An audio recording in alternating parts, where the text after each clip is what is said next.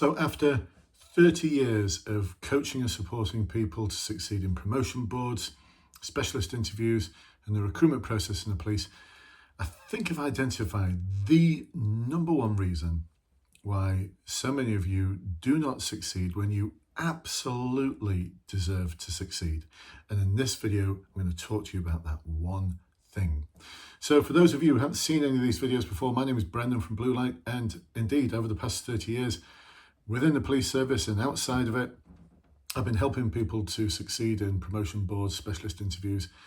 In our academy program, we actually guarantee people the result, or we give them their money back. We help people to plan, prepare and practice for every aspect of the recruitment and promotion and specialist interview process. Been doing it for a long time. I've got a great team around me as well, an amazing team. So today I was working with one of my clients who's working towards success in the recruitment process, and we were practicing interview questions. And one of those interview questions was from the area of public service. Now let me just dig this out, because we've got a new public service now. We've got a new wheel of confusion. There it is, from the College of Policing. Confusing already, because if you there's no PDF. I mean, I'm going off at a tangent here, but you've got to go to about 7 different web pages to get the whole of the new CVF, which is just not good enough, College of Policing. Anyway, as an aside, when we take a look at public service, which is only one level, by the way, it's just one level of behaviours. This is the other confusing thing. Competencies have 3, the values have 1. I have no idea why. So the question asked was around, tell me about a time when you've had to change the style of your communication to meet the needs of another person. And this comes from the behaviour which is seeking to understand and address the needs and concerns of our different communities. Now, if you're not in the police, you're not talking about different communities. You're talking about how you sought to understand and address the needs of different people within your team, or customers, or other people in another organisation. So that's where the question came from, and the question was exactly that. Tell me about a time when you've had to change the style of your communication or use effective communication in order to solve a problem, in order to address another person's needs. Questions like that. So my client gave an amazing example. Honestly, the example is just amazing. The problem is, though, is that they would probably fail unless the interviewer asked them really good probing questions. Now, some forces will, some forces won't. Same on your promotion board. Some forces will ask supplementary questions, probing questions. Some of them will give the interviewers free rein to do that. You know, like, you just choose the questions that you want to ask. Others, they're highly scripted, and you can only ask like 3 different questions after every answer. Or you're not allowed to ask any questions at all. So there's a huge variance right across the country, and that's problematic in itself. So the answer was absolutely awesome. And what it demonstrates is how, actually, in many ways, the recruitment process and the promotion process is pretty much a failed process. It's no different. These interviews are no different to the ones I had in the 1980s to join the police. They're no different to the promotion board I had in the early 90s.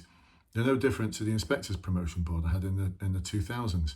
No different to all the specialist interviews I've had, the interviews for 3 different forces I've been in. Same sort of questions. It's the same process. And what it's identifying is not whether you're ready to be a constable or whether you are promotion ready. All it's doing is working out whether you're interview ready or you're board ready. I know, slight tangent again, but I feel quite strongly about this. And so this example was fantastic. What was missing, though? Right, what's the one thing that was missing? The one thing I said I'd allude to.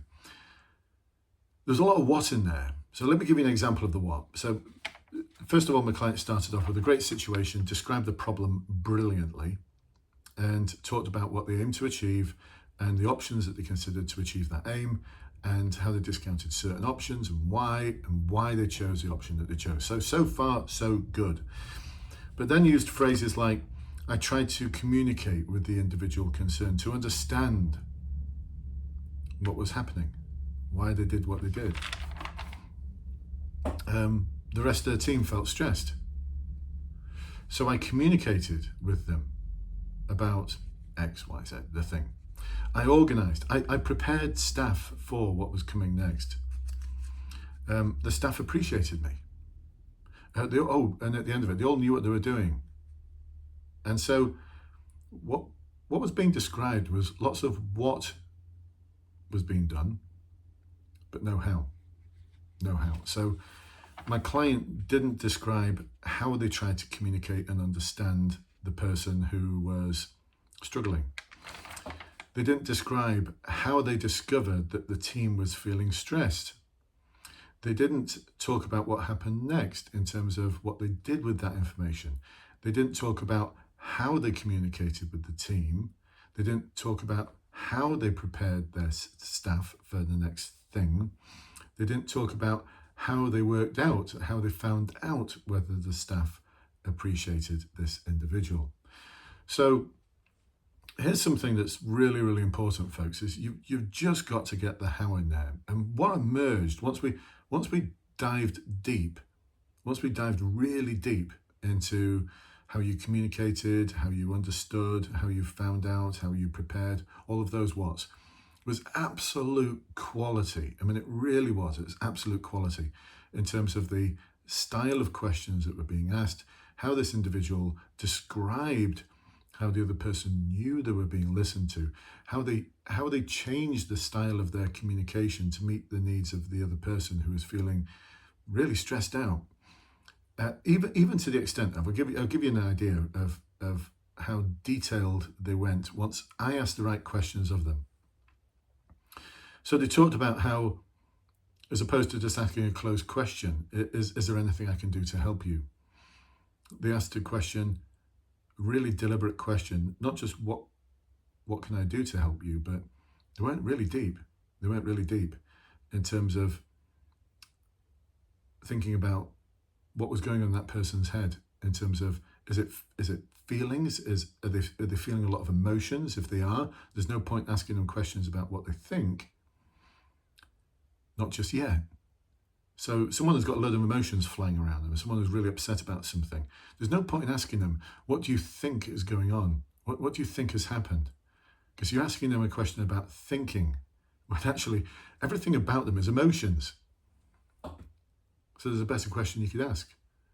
So what do you feel the problem is? What do you feel is going on here? What are you feeling at this moment in time? How are you feeling? So we went that deep. I mean, we went deep, and now they've got an answer which is going to absolutely nail it. Honestly, the interviewers will be on the edge of their seats thinking, how can I fail this person? Because this answer is awesome. So there you go, folks. This is the level that you need to be at if you want to make sure you secure that promotion, secure that specialist position, secure that role as a constable, the one that you've prepared for. I mean, this individual's been preparing for years for the role. And like I said, they are so constable ready, but they're just not, well, they are now. The final interview ready, but they weren't before. They are now. And, you know, if we're going to use some of what this individual talked about as a case study in the academy and the webinars that we run. We run 3, soon to be 4 webinars every week for our academies. We run 5, soon to be 6 webinars every week for the different academies. We run the one-to-ones, and it's something that I'm going to give the rest of the coaches some training in as well. And where we went was a lot of the learning that comes out of the principles and the theory of something called motivational learning, motivational interviewing, and also some of the concepts that comes out of the world of neuro-linguistic programming. Now, if you want to look up those things, please, if you're going to look up anything about NLP, there's loads of absolute garbage out there. But there's some really good stuff authored by Richard Bandler and John Grinder. Just a recommendation, just a little side track I'm getting on there, a little hack for you. Don't read, there's a lot of other nonsense out there, but read what Richard Bandler and John Grinder put together. They were the originators of this theory. I actually did a course with Richard Bandler, a week-long course, 12-hour days, really intense, back in the 90s. So I've been studying this kind of thing for years. So we're going to dive deep in the academy. into more of the how you can describe the how. And if you'd like to find out more about the Academy, whether it's promotion, whether it's recruitment, then click the links below. We can have a conversation, see where you are, see where you want to be, see where the gap is, what you're struggling with, what we can help you with. Conversation with myself or one of my coaches, just to see what we can do to help you. If we can point you towards the right direction, we will. Or maybe the Academy is a good fit for you. Listen, just because you're breathing doesn't mean to say we're going to offer you a position in the Academy. It's not like that. Small groups. When I say small groups on the webinars, it's like 3 or 4 people sometimes. Maximum 8, 9. We don't get double figures. So there you go, folks. Hopefully that's been helpful for you. But we need to focus more on the how in our answers. That's the one thing, the number one thing. It is absolutely, I promise you, it's the number one thing. And it's people are consistent in it. And it's not their fault. No one's actually shown them how to do it. But now I have. So don't mess up. All right, folks. Well, listen, if you want to find out more about this kind of thing, then check out our Facebook group, the Bluelight Facebook group. There's a link below as well to that.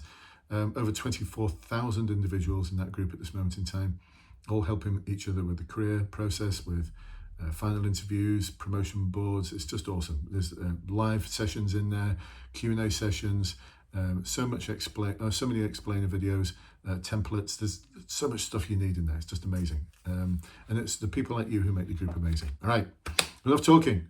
I'll see you soon. Bye-bye for now.